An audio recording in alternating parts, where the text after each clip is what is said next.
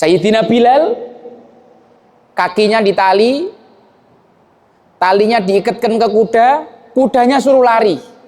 Antum bisa bayangkan, itu punggungnya Sayyidina Bilal hancur karena diseret di tanah. Dalam keadaan punggung yang remuk itu dibaringkan di padang pasir yang panas, yang kalau kita nyeplok telur, telurnya matang. Perutnya ditindih batu hitam yang keras sambil dipecut oleh majikannya yang bernama Umayyah bin Khalaf. Sampai Umayyah bin Khalaf itu saking capeknya dia mecut Sayyidina Bilal, dia sampai mengatakan, aku ndak tahu yang nyiksa itu aku atau dia, kok aku yang merasa tersiksa ini. Ini budak dipecut, ahad, ahad, ahadun ahad, ahad, ahad. Ndak nangis, ndak takut, ndak minta ampun. Kan bayangannya Umayyah bin Khalaf gitu. Dah kau nyerah aja, kau minta ampun aja, biar tak ampuni, yang penting kau murtad dari agamanya Muhammad. Ternyata ndak sama sekali, bilang ahad, ahad, ahad. Kenapa Sayyidina Bilal mengatakan ahad, ahad? Sayyidina Bilal pernah mendengar ayat Allah, Qul huwallahu ahad, Allahus samad, surat Al-Ikhlas, cuma belum hafal. Baru hafal ahadnya aja. Tapi sepotong kalimat ahad itu bisa menguatkan hatinya menghadapi siksaan. Surat yang sama kita baca, tapi surat itu seakan-akan tidak berguna sama sekali buat kita ketika kita menghadapi ujian. Padahal suratnya sama, Allahnya sama, malaikat Jibrilnya sama. Diskusi kita kali ini tentang iman, tentang bagaimana membentuk iman dan contoh langsungnya bagaimana Allah mendidik imannya Nabi Muhammad SAW dan para sahabat. Suatu hari datang seorang tabi'in, tidak disebut namanya, kepada salah seorang sahabat Nabi, namanya Abdullah bin Jundab. Namanya Abdullah bin Jundab. Tabi'in bertanya, wahai para sahabat, wahai sahabat Nabi, kenapa keimanan kalian itu luar biasa? Berbeda sekali dengan keimanan kami. Jadi tabi'in, generasi yang tidak bertemu Nabi, bertanya kepada para sahabat, salah satu sahabat yang bertemu dengan Nabi, kenapa iman kalian luar biasa dan iman kami tidak seperti itu? Salah satu gambaran tentang imannya sahabat ya, ada seorang sahabat Al-Barra bin Azib, tidak salah namanya. Beliau suatu hari sedang jaga malam. Ini tendanya Nabi Muhammad SAW. Kemudian beliau jaga malam itu. Ketika beliau merasa kondisinya kondusif dan aman, beliau sholat malam. Kemudian ketika beliau di tengah-tengah sholat, tiba-tiba ada anak panah musuh yang menancap ke tubuhnya. Panahnya dicabut, dilanjutkan lagi sholatnya. Dilanjutkan bacaannya, tidak lama lagi kena panah lagi yang kedua. Sama sekali tidak bergerak sholatnya, dicabut lagi panahnya yang kedua, dilanjutkan lagi sholatnya. Sampai panah yang ketiga, beliau cabut, kemudian beliau kelelahan karena darahnya kan keluar terus. Maka beliau membangunkan sahabat yang jadwal jaga berikutnya, tolong bangun, gantikan saya sudah kena panah 3 kali. Ini yang dibangunkan heran, loh kok setelah yang ketiga baru bangunkan saya, kenapa tidak sejak panah pertama? Jawabannya yang dahsyat, tadi saya sedang sholat tahajud membaca surat Al-Kahfi. Saya sangat menikmati bacaan saya, jadi saya tidak mau membatalkan sholat saya. Ini kualitasnya sahabat. Kita ini cuma lawan nyamuk aja sudah tidak karuan, busuk kita hilang. Lawan kita nyamuk. Kalau ibu-ibu biasanya sholatnya itu 120 km per jam karena mau ngejar sinetron. ya, atau HP ini. Ada pembahasan sholatnya sahabat itu seperti itu luar biasanya, sholatnya tabiin seperti maling. Kok bisa tabiin ini bilang seperti maling? Padahal salah satu kualitas sholatnya seorang tabiin itu, beliau ba'da isya mulai sholat, kemudian berakhir menjelang subuh, dalam 2 rakaat sholat beliau menghatamkan 30 juz. Ini kualitas sholatnya tabiin. Kemudian beliau mengadu kepada gurunya, menyampaikan, wahai guru, saya tadi malam sholat dalam 2 rakaat saya menghatamkan 30 juz. Kata gurunya, bagus nak, nanti malam kamu lakukan hal yang sama, tapi kamu bayangkan saya duduk di sampingmu, melihat kamu sholat dan menyimak bacaan Qur'anmu. Paginya dia menghadap gurunya dan mengatakan, guru, tadi malam saya sudah sholat seperti kemarin, dari ba'da isya sampai subuh, tapi saya hanya bisa menghatamkan 15 juz. Berkurang separuh karena merasa diawasi gurunya. Oke. Bagus nak, nanti malam kamu lakukan lagi yang serupa, bayangkan Nabi Muhammad yang nyimak kamu. Pagi harinya dia menghadap gurunya dengan muka lesu. Tadi malam saya tidak berhasil menyelesaikan juz 1, tidak berhasil menyelesaikan juz 1. Sholatnya tetap sama, ba'da isya sampai subuh. Tapi merasa ketika yang menyimak ini Rasulullah, nggak boleh salah. Apa tadi? Tidak selesai 1 juz. Kata gurunya, bagus nak, nanti malam lakukan lagi, bayangkan Allah yang menyimak kamu. Pagi hari itu anak itu nangis, mengatakan kepada gurunya, semalam saya tidak berhasil menyelesaikan Al-Fatihah. Ketika saya sampai pada kata iyyaka na'budu wa iyyaka nasta'in, saya merasa diri saya ini pendusta. Ini kualitas sholatnya tabi'in.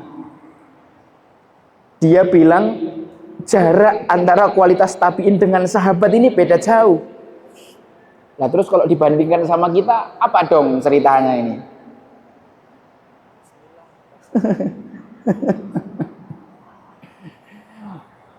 Sahabat Abdullah bin Jundab menyampaikan jawaban yang dahsyat yang kita jadikan rumus dalam mendidik keimanan. Kunna ma'a Rasulillahi sallallahu alaihi wasallam wa nahnu fityanun hazawirah fata'allamnal iman qabla an nata'allamal Qur'an. Fanazzalal Qur'an fasdadna bihi imana. Dulu kami zaman masih muda, para sahabat Abdullah bin Jundab yang bilang ya. Dulu kami para sahabat ketika masih muda, kami sama Nabi Muhammad SAW itu belajar iman dulu baru belajar Quran. Maka ketika Al-Quran turun, itu menyuburkan keimanan kami. Dalam riwayat yang lain ada tambahannya, sedangkan kalian wahai tabi'in, kalian belajar Al-Quran dulu baru iman. Yang satu belajar iman dulu baru Quran, yang satu belajar Quran dulu baru iman. Bukan dihilangkan salah satunya, cuma dibalik urutannya, hasilnya udah beda jauh.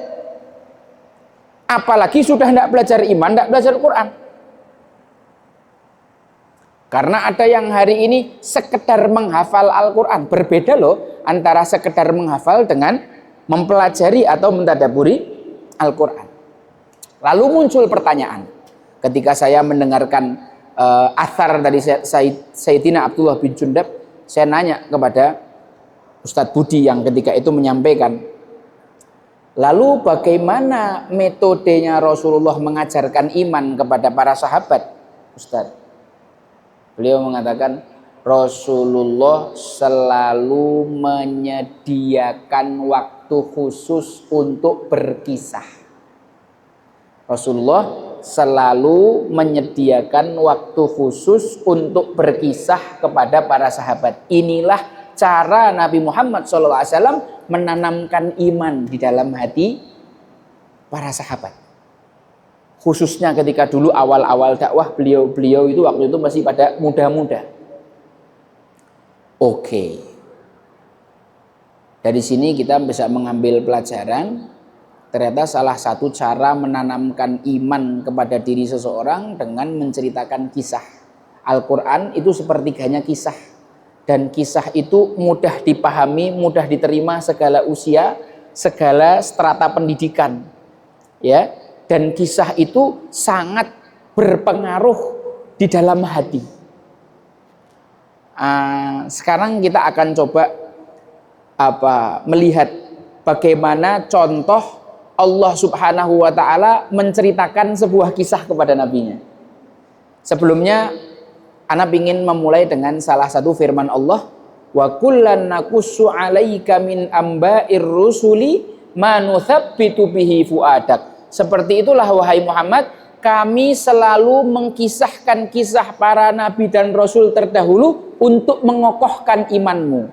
Jadi Nabi Muhammad SAW dalam berdakwah, ketika mengalami ujian, ketika mengalami tekanan, ketika Nabi Muhammad stres, ketika Nabi Muhammad sedih, ketika Nabi Muhammad galau, hiburan dari Allah Subhanahu wa taala adalah Allah menceritakan kisah Quran. Kisah-kisah para nabi terdahulu untuk menghibur Nabi. Jadi Nabi kalau stres, hiburannya adalah baca Quran. Sebagian kita hari ini baca Quran malah stres. Nah, itulah perbedaannya ya. Perbedaan antara orang zaman dulu dengan zaman sekarang. Makanya ya, kalau kita disebut kata healing, yang kita pikir apa? Jalan-jalan ke mall, belanja dan lain sebagainya. Disebut kata healing di kepala Nabi Muhammad itu baca Quran. Kayak nyanyi tombo ati iku limo perkarane, ya kan? Salah satunya apa? Membaca Al-Quran dan maknanya. Obat bagi hati yang sakit adalah membaca Quran. Hati yang sekarat bahkan mati tetap bisa dihidupkan dengan Al-Quran. Al-Quran dan hujan sama-sama turun dari langit. Fungsinya sama-sama menghidupkan yang mati. Hujan menghidupkan bumi yang mati, Al-Quran menghidupkan hati yang mati. Oke, kita mulai dengan salah satu kisah di mana Nabi Muhammad SAW berdakwah di Makkah. Nabi Muhammad itu 40 tahun dikenal sebagai Al-Amin, orang yang sangat terpercaya. Nabi Muhammad SAW orang yang sangat dicintai masyarakatnya. Digadang-gadang menjadi pemimpin Quraisy setelah Abu Thalib. Ternyata ketika usia 40 tahun Nabi menerima wahyu, yaitu Iqra bismi rabbikal ladzi khalaq sampai 5 ayat. Kemudian selama 3 tahun Nabi Muhammad menyampaikan dakwahnya secara sembunyi-sembunyi. Nabi Muhammad menyiapkan tim inti dakwah dulu sebelum dakwah terang-terangan. 3 tahun dakwahnya sembunyi-sembunyi.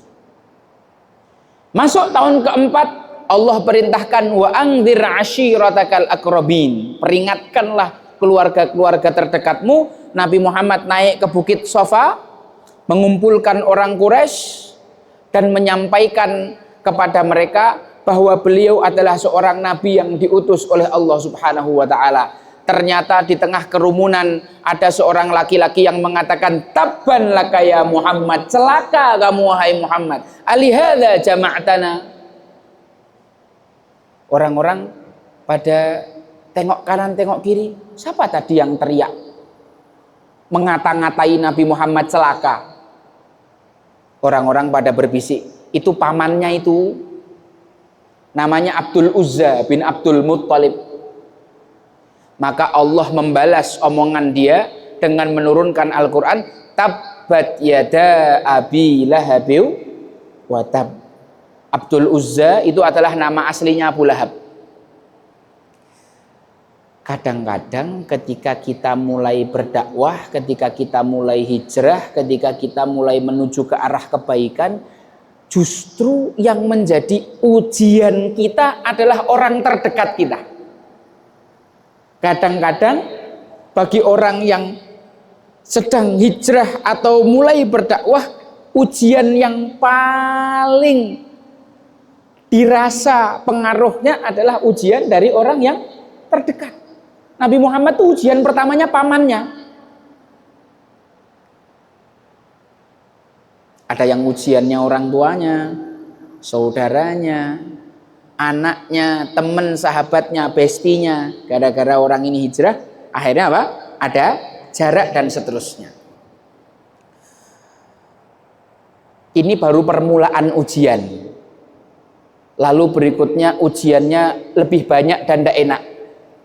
Nabi Muhammad difitnah, dituduh tukang sihir, dituduh dukun, dituduh pembohong, dituduh orang gila, dituduh tukang syair. Jadi kalau kita dakwah dituduh macam-macam, kita enjoy aja. Berarti kita ada di jalan yang sama dengan yang dilalui Nabi Muhammad SAW. Memang begitulah hakikat jalan dakwah, penuh dengan halang rintang. Kalau tidak ada halang rintangnya namanya jalan tol, bukan jalan dakwah. Betul? Nabi diludahi, Nabi dicekik lehernya, Nabi diinjak kepalanya ketika sholat, kepalanya ditaruh kotoran unta, duri disebar di depan pintu rumahnya, rumahnya Nabi dilempari dengan batu. Puncak ujiannya Nabi Muhammad dan para sahabat diembargo selama 3 tahun. Ini yang dialami oleh Nabi. Yang dialami sahabat lebih ngeri. Sayyidah Sumayyah itu ditusuk kemaluannya pakai tombak sampai tembus ke kepala, meninggal di tempat. Syahidah pertama. Suaminya Sayyidina Yasir dipecut sampai meninggal dunia.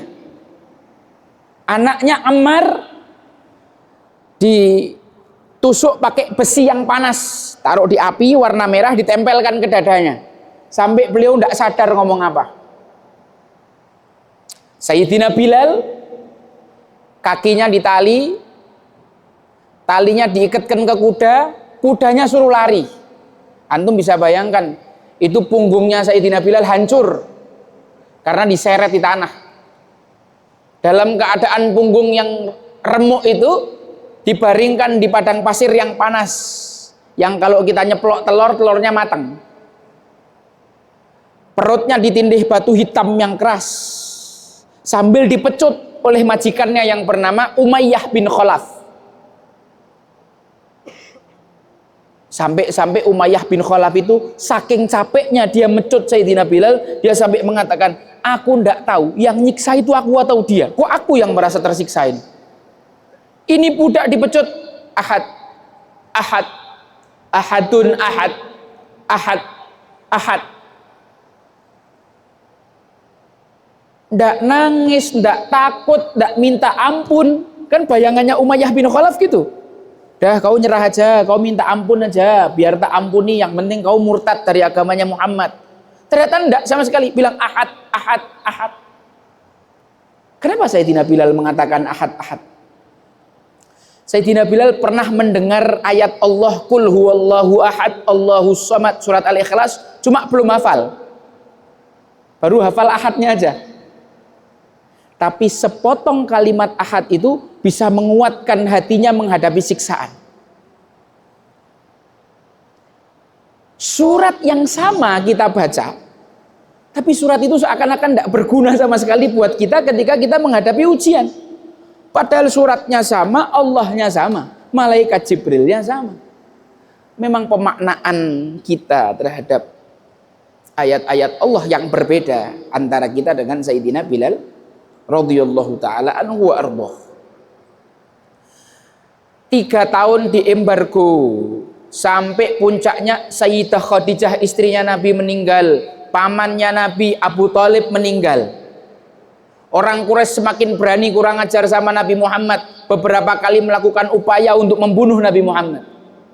Maka Nabi Muhammad yang menyadari situasinya genting melakukan ijtihad, yaitu untuk berhijrah. Kemana? Kemana? Hijrah kemana? Ke Taif.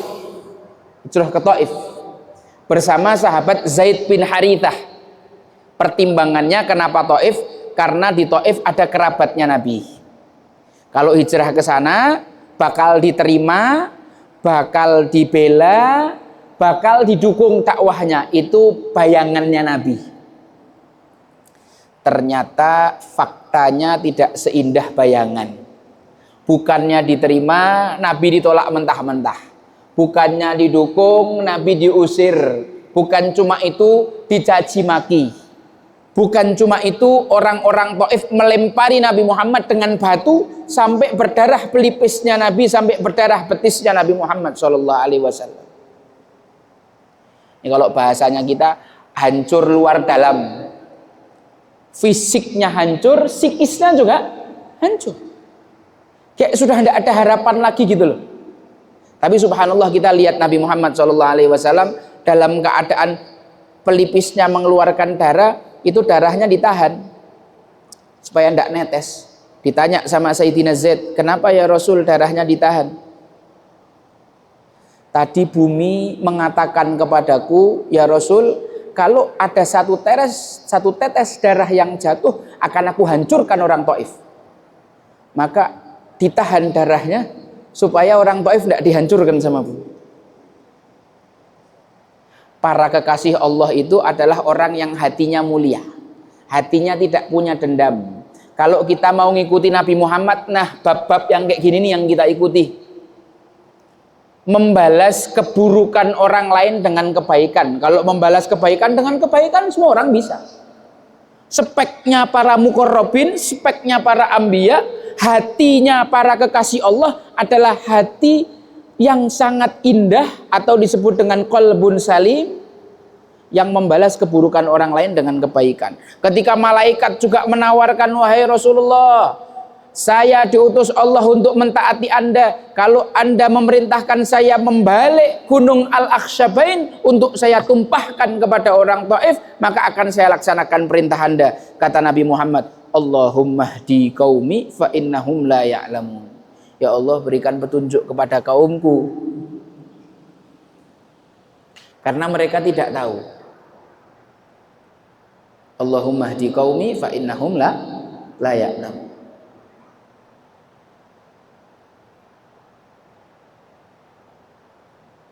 Kalau seandainya ada orang yang paling pantas mengatakan aku lelah, itu Nabi Muhammad SAW dalam dakwah. 11 tahun disiksa.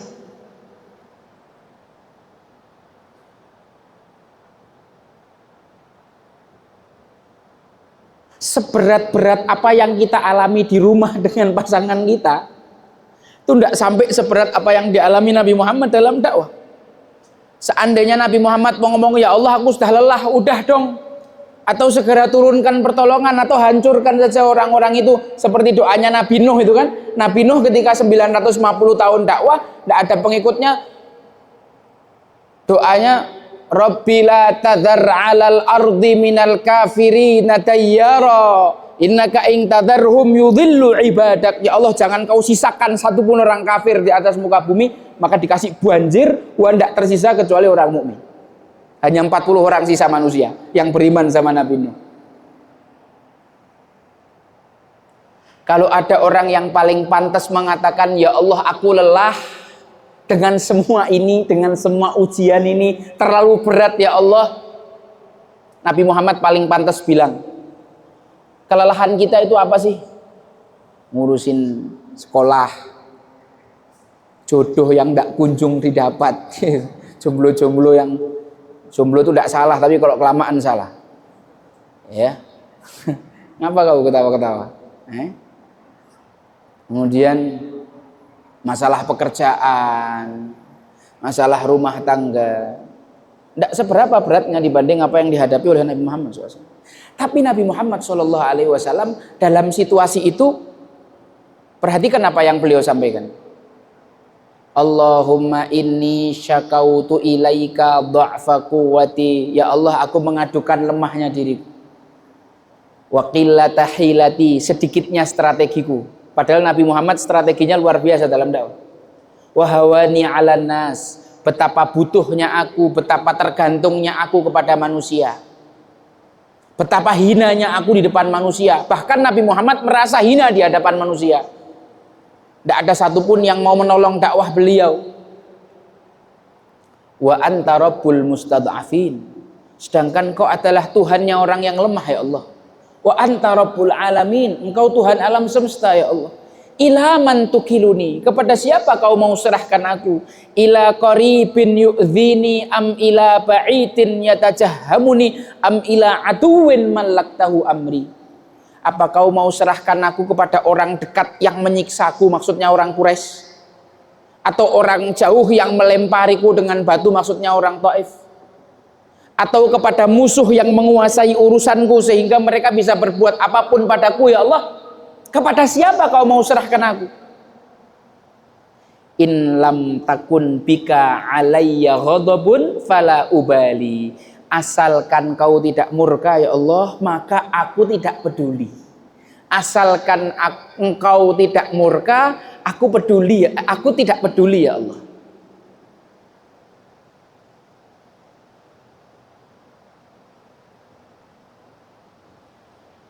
Aku ridho ya Allah atas semua yang Kau berikan, asalkan Kau tidak murka.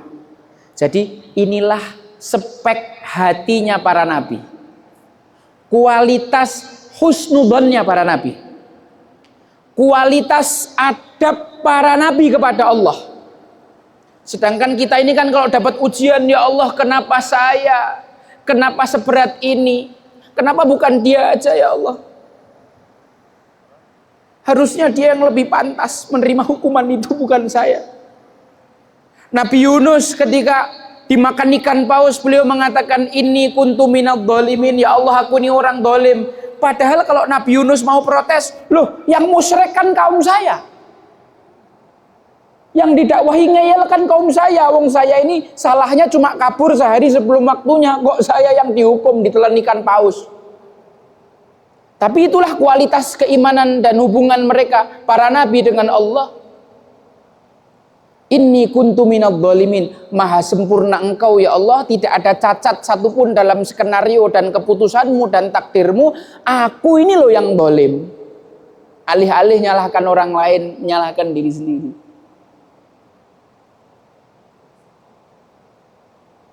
Apa sih ujian yang kita dapat?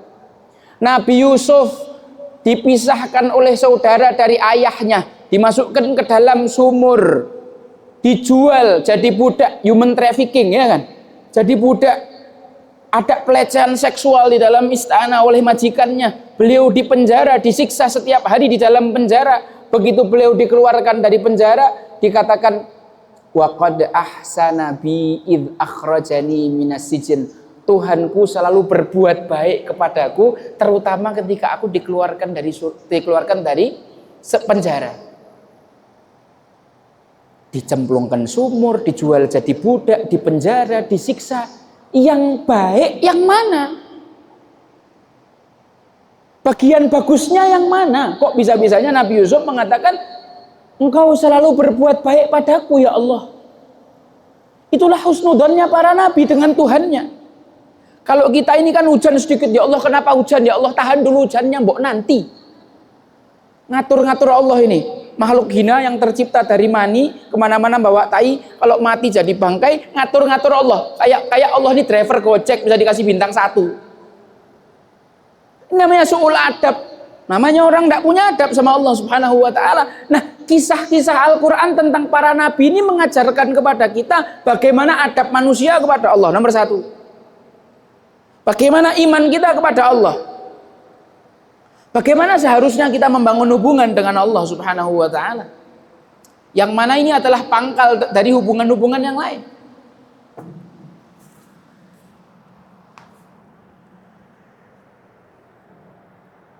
Oke.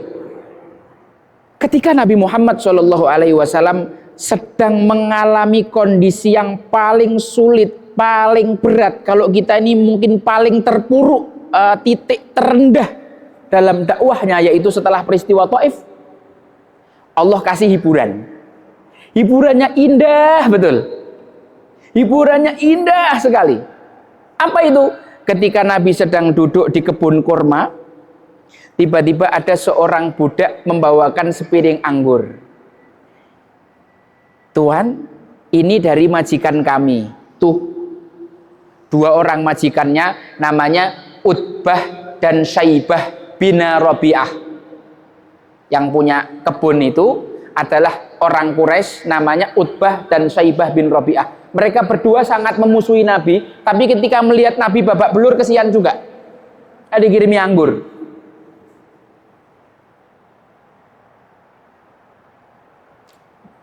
Oh, terima kasih.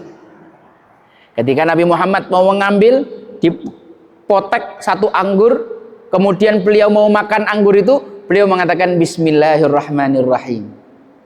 Kaget budak ini. Sebentar. Kalimat ini bukan kalimat yang biasa diucapkan penduduk sini.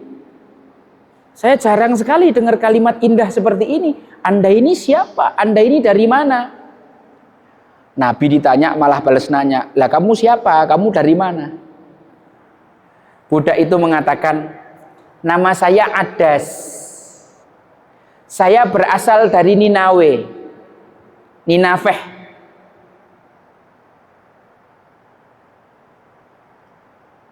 Nih hiburannya Allah di sini. Saya berasal dari Ninawe.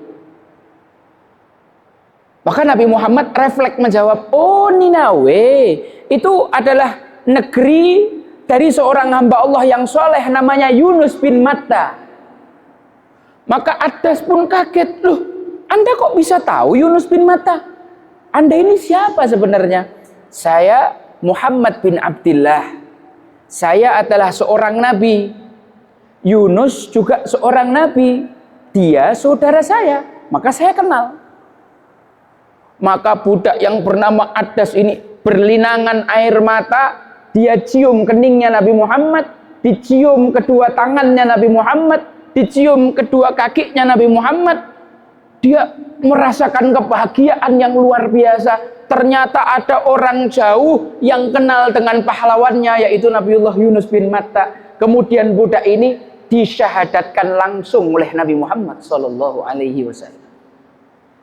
Kalau seandainya ada orang masuk Islam di Islamic Center, diislamkan, disyahadatkan sama Tuan Guru Bajang misalkan, itu bisa jadi cerita tersendiri. Orang bisa merasa bangga. Atau diislamkan, disyahadatkan oleh Ustadz Abdul Somad, wah mungkin dicium-cium tangannya. Atau diislamkan oleh Habib Umar bin Muhammad bin Salim bin Hafidh.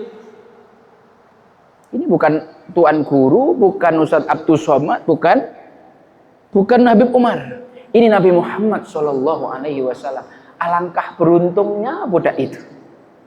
Kita yang pengen ketemu dalam mimpi aja belum kesampaian. Kita yang pengen melihat wajah Nabi dalam mimpi aja belum kesampaian.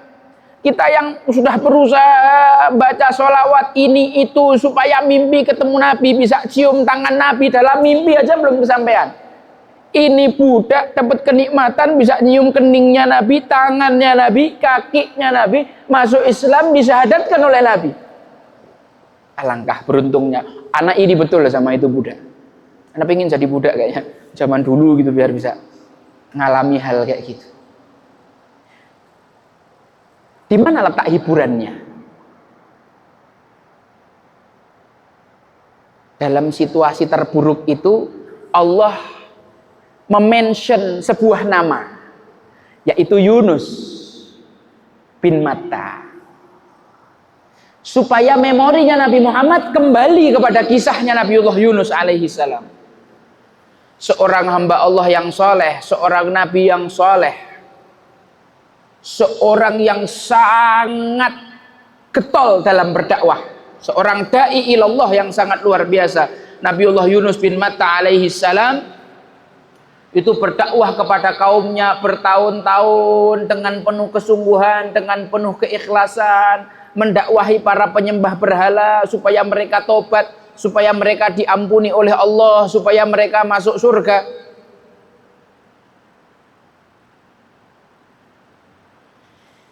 Akan tetapi tidak satupun dari penduduk negerinya Nabi Yunus, yaitu Ninawe, yang masuk Islam. Tidak ada satupun.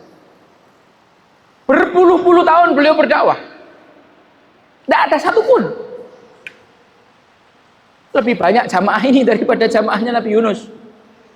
Karena nabi-nabi itu juga ada yang dibangkitkan di hari kiamat, jamaahnya cuma 2, jamaahnya cuma 1.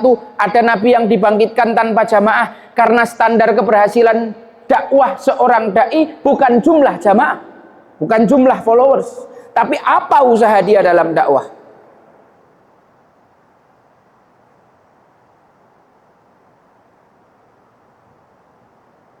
Sampai akhirnya Allah Subhanahu wa ta'ala mengatakan kepada Nabi Yunus, sampaikan kepada kaummu 3 hari lagi akan aku turunkan azab. Kalau mereka masih tidak mau beriman, ngomong-ngomong, ingat ya ini ya, firman Allah, fa arsalnahu ila mi'ati alfin aw yazidun. Sesungguhnya kami mengirim Yunus itu kepada kaum yang jumlahnya 100.000 lebih. Ini angka terbesar di dalam Al-Quran. Mi'ati alf, 100.000. Au yazidun, 100.000 lebih.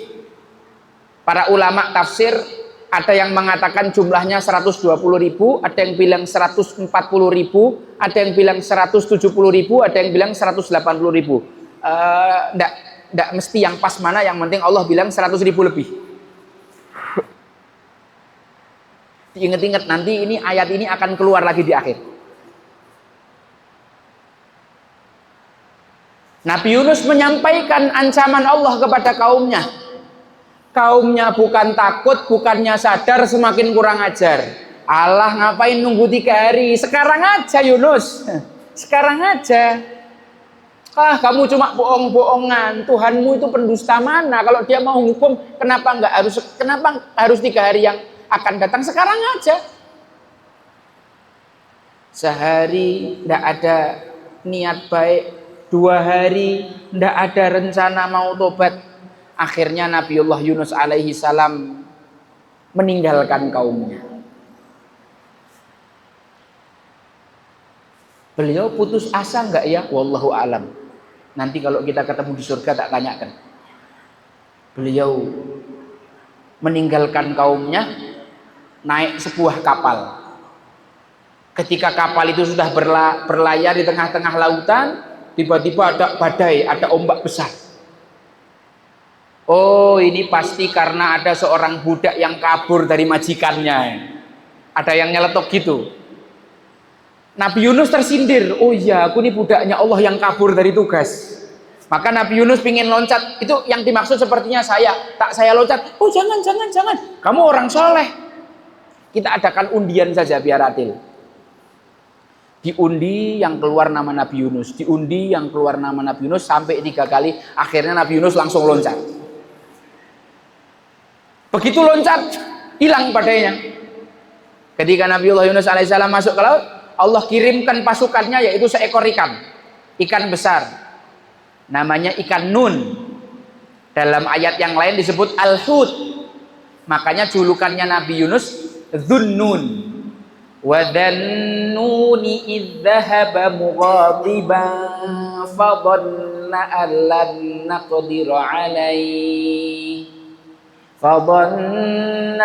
lan naqdir alaihi fanada fid dhulumati alla ilaha illa anta subhanaka inni kuntu minadh dhalimin. Dan Dhunnun dan Yunus ketika dia pergi meninggalkan kaumnya dalam keadaan marah dan membuat kaumnya marah, lalu kami uji, ditelan ikan paus. Disebutkan ikan paus itu ditelan oleh ikan lain yang kedua yang jauh lebih besar.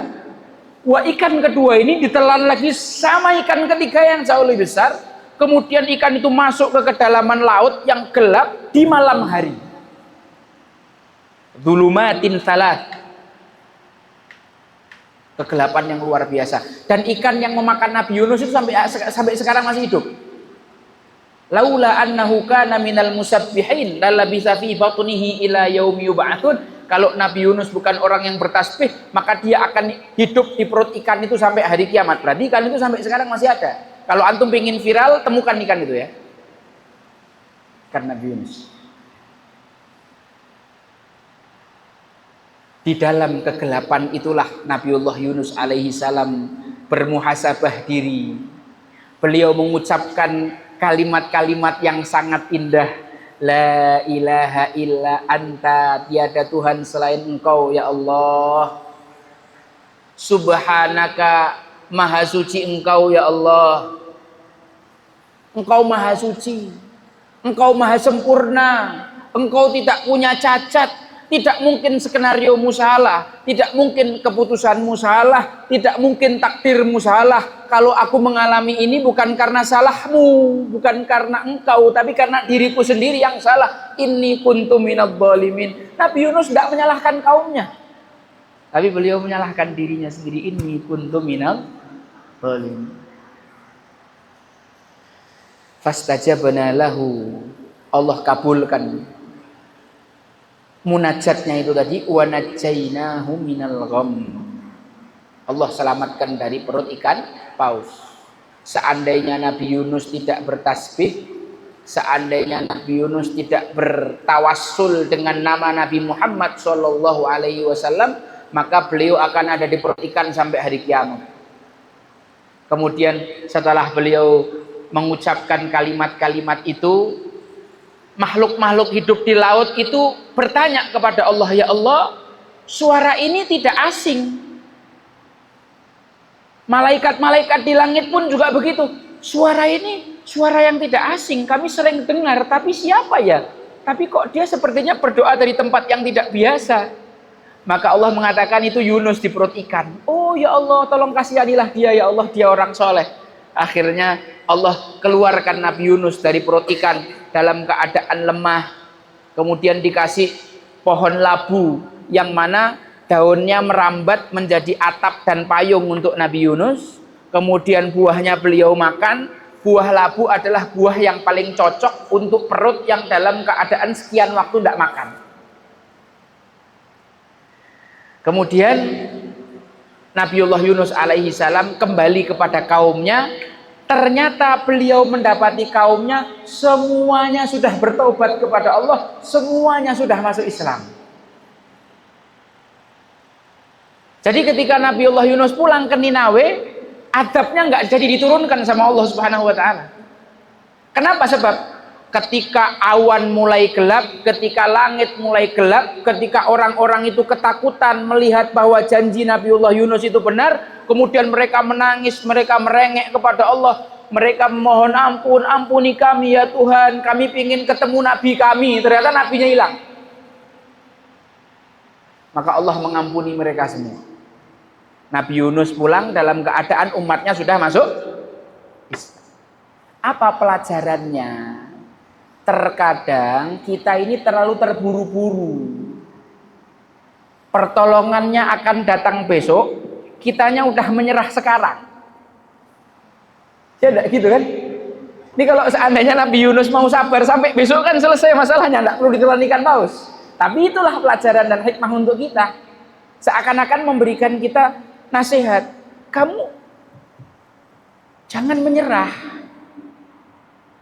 Bisa jadi pertolongan Allah itu datangnya besok. Jangan menyerah sekarang, jangan menyerah hari ini. Itulah yang kemudian dipahami oleh Nabi Muhammad SAW. Oh, kenapa ketika beliau di puncak ujian yang dimention sama Allah adalah Nabi Yunus, supaya memori kisah Nabi Yunus itu terulang di kepala Nabi Muhammad SAW. Jangan menyerah apapun yang terjadi. Positive thinking, Allah akan menurunkan pertolongan dengan caranya. Setelah itu di musim haji, Nabi Muhammad ketemu penduduk Yathrib, As'ad bin Zurarah dan kawan-kawan. Tahun berikutnya terjadi Baiat Aqobah 1, tahun berikutnya jadi Baiat Aqobah 2, bulan Safar Nabi Muhammad hijrah ke Madinah, masuk ke Madinah, bikin masjid, mempersaudarakan Muhajirin dan Ansor, membuat pasar Islam, kemudian membuat peraturan tertulis antara Muslim dan Yahudi. 10 tahun berikutnya Nabi Muhammad bukan hanya menguasai Madinah, tapi menguasai Hijaz. Ketika haji wada, peserta yang hadir membersamai Nabi dalam haji wada jumlahnya 140.000 orang. Jumlahnya kayak jumlah umatnya siapa? Nabi Yunus alaihissalam. Kisah Nabi Yunus itu kisahnya Nabi Muhammad. Semua kisah Nabi di dalam Al-Quran itu kisahnya Nabi Muhammad. Kisah-kisah itu adalah hiburan untuk Nabi Muhammad. Maka kisah itu dan kisah Nabi Muhammad adalah hiburan untuk kita. Kisah itu adalah penguat iman kita. Kisah inilah yang kita baca kalau kita galau. Kisah inilah yang kita baca kalau kita merasa di titik terendah. Sampai seakan-akan Allah itu berbicara kepada kita. Kamu jangan menyerah sekarang, wahai hambaku. Mungkin aku tolong kamu besok. Seandainya Nabi Muhammad berhenti dakwah ketika peristiwa Taif, maka mungkin hari ini tidak ada masjid ini, tidak ada Islam di Indonesia, dan seterusnya. Paham yang ana maksud? Seperti inilah cara Allah mendidik keimanan nabinya dan para sahabat-sahabat Nabi. Seperti inilah cara Allah mentarbiyah hati nabinya dan para sahabat-sahabatnya. Seperti inilah cara Allah menghibur nabinya dan para sahabat-sahabatnya. Maka cara yang sama juga pasti sangat-sangat efektif untuk kita. Pertanyaannya, kita mau tadabbur atau tidak? Allah berfirman, afala yatadabbarunal Qur'an am ala qulubin aqfaluha. Kenapa mereka tidak mau mentadabburi Al-Qur'an? Apakah hati mereka terkunci mati? Kenapa di dalam ayat ini Allah bertanya tentang hati? Kenapa mereka tidak mau tadabbur? Apa hatinya terkunci? Karena tadabbur bisa menghidupkan hati. Karena tadabbur bisa mengobati hati. Di dalam ayat yang lain, afala yatadabbarunal Qur'an walau kana min 'indi ghairillah lawajadu fihi ikhtilafan katsira. Kenapa mereka tidak mentadabburi Al-Qur'an? Seandainya mereka mentadabburi Al-Qur'an, seandainya Al-Qur'an itu turun bukan dari Allah, pasti akan banyak kontradiksi. Ayat ini memberikan kita pelajaran bahwa tadabbur Al-Qur'an juga menghidupkan akal pikir dan logika kita. Maka siapa yang pingin akalnya hidup, siapa yang pingin logikanya cerdas, siapa yang pingin hatinya menyala, jangan jauh-jauh dari Al-Quran, jangan jauh-jauh dari para ulama, jangan jauh-jauh dari para guru, jangan jauh-jauh dari yang namanya tadabbur. Insya Allah antum akan menjadi orang yang paling hidup hatinya, orang yang paling hidup imannya, orang paling hidup keyakinannya kepada Allah. Karena Allahnya Nabi Yunus, Allahnya Nabi Muhammad, dan Allah kita sama. Allah yang menyelamatkan Nabi Yunus, Allah yang menolong Nabi Muhammad adalah Allah yang sama yang bisa menolong kita. Kekuatannya tidak berubah sama sekali, kekuatannya tidak menurun sama sekali. Yang menjadi PR adalah apakah sudah sama keimanan dan keyakinan kita dengan para nabi-nabi tersebut. Wallahu a'lam bishawab. Kita masuk ke sesi diskusi. Assalamualaikum warahmatullahi wabarakatuh.